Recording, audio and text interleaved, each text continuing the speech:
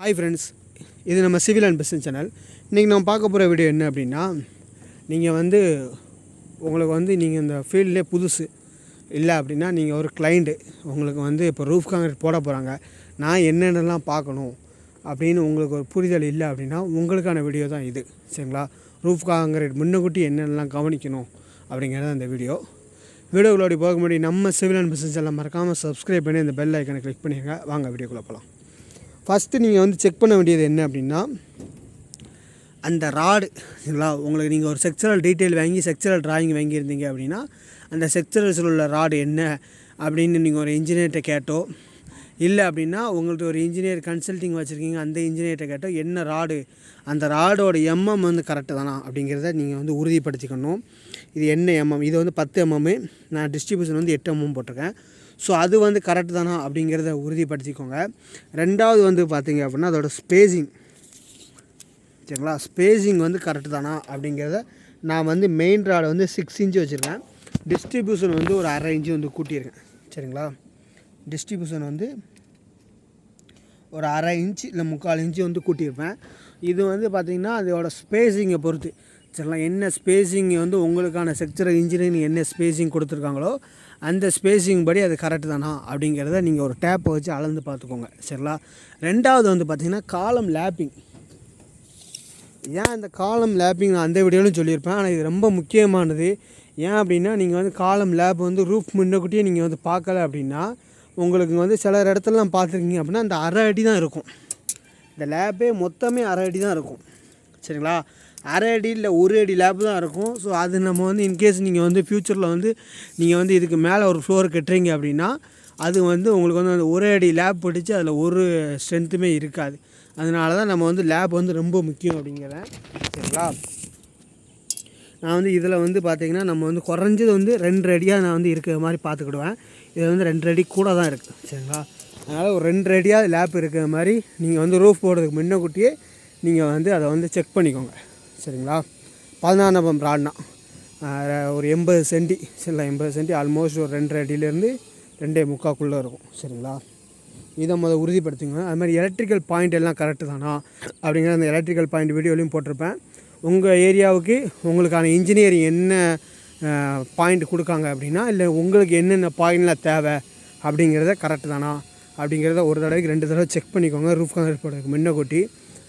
அடுத்து பார்த்திங்கன்னா நீங்கள் டவல் ராடு கொடுக்கீங்க அப்படின்னா, அந்த டவல் ராடு கொடுத்துருக்காங்களா அப்படிங்கிறது. ஏன் அப்படின்னு நான் சொல்கிறேன் அப்படின்னா, இப்போ இன்கேஸ் சில இடத்துல பார்த்திங்கன்னா டவல் ராடை மிக்ஸ் பண்ணிடுவாங்க. எப்படி மிக்ஸ் பண்ணுவாங்க அப்படின்னா, இப்போ இதுக்குமான ஸ்பேஸ் ஓரளவு இருக்குது. சரிங்களா? ஒரு ராடு விட்டு இன்னொரு ராடு அப்படிங்கிற மாதிரி கொடுத்துருக்காங்க. இன்கேஸ் சில இடத்துலலாம் பார்த்திங்க அப்படின்னா ஒரு 2 ராடு விட்டு ஒரு ராடு வரும். ஏன்னா மறந்துடுவாங்க அவங்க ஒர்க்கர்ஸுங்கையில், எல்லாம் மேன் பவர் தான். ஸோ மறந்துடுவாங்க. இப்போ ஒரு ராடு விட்டு ஒரு ராடு டவல் ராடு இருந்ததுன்னா பிரச்சனை இல்லை.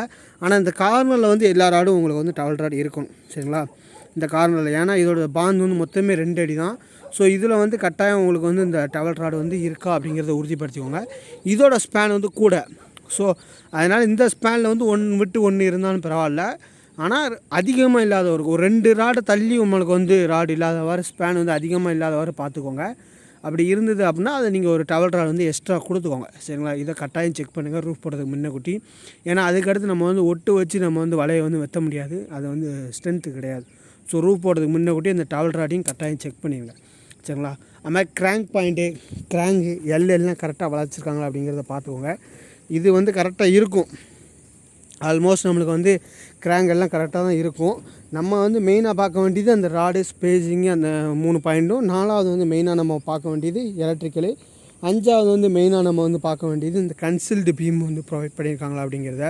ஏன்னா கன்சில்டு பீம் நம்மளுக்கு எங்கே தேவையோ அங்கே நீங்கள் ப்ரொவைட் பண்ணாங்களான்னு ஒரு தடவைக்கு 2 தடவை செக் பண்ணிக்கோங்க. அது மாதிரி இந்த பலகை எதுவும் கேப் இருக்கா அப்படிங்கிறதையும் செக் பண்ணிக்கோங்க. அது மாதிரி கடைசி காங்கிரீட் போடுறதுக்கு முன்னக்கூட்டி அந்த கவர் பிளாக் வைக்காங்களா அப்படிங்கிறத உறுதிப்படுத்திக்கோங்க. கவர் பிளாக் இல்லை அப்படின்னா நம்மளுக்கு அந்த தலைக்கல் பீஸு துண்டு பீஸ் இருந்தது அப்படின்னா அதையோ, இல்லை அப்படின்னா ஒரு ஜல்லியவோ நம்ம தூக்கி நம்ம கம்பி கீழே வச்சுக்கலாம். ஸோ இது நம்ம பண்ணுறதுனால கீழே நம்மளுக்கு அந்த கம்பி கீழேயும் காங்கிரீட் போகும். ஸோ இதனால் நம்மளுக்கு அந்த கரோஷன் தண்ணினால் நம்மளுக்கு ரூஃப் காங்கிரீட்டே நம்ம நினைக்கும் அப்படின்னா அந்த தண்ணி நம்மளுக்கு அந்த காங்கிரீட் அந்த ஸ்டீலில் படாதவாறு இருக்கும். ஸோ அதனால தான் நம்ம கவரே வைக்க சொல்லுது. ஸோ இதை வந்து கட்டாயம் செக் பண்ணிக்கோங்க. அது மாதிரி காங்கிரீட் போடுறதுக்கு முன்னக்கூட்டி அந்த வீடியோலையும் நான் சொல்லியிருப்பேன், இதுலேயும் நான் அதுதான் சொல்கிறேன். மிக்சிங் ரேஷியோ வந்து கரெக்டு தானா அப்படிங்கிறத ஒரு தடவைக்கு 2 தடவை செக் பண்ணிக்கோங்க. ஏன்னா அந்த ரேஷியோ நம்ம வந்து ஃபஸ்ட்டு கொடுக்குற ரேஷியோ தான் நமக்கு இந்த ரூஃப் போடுறது வரைக்கும்.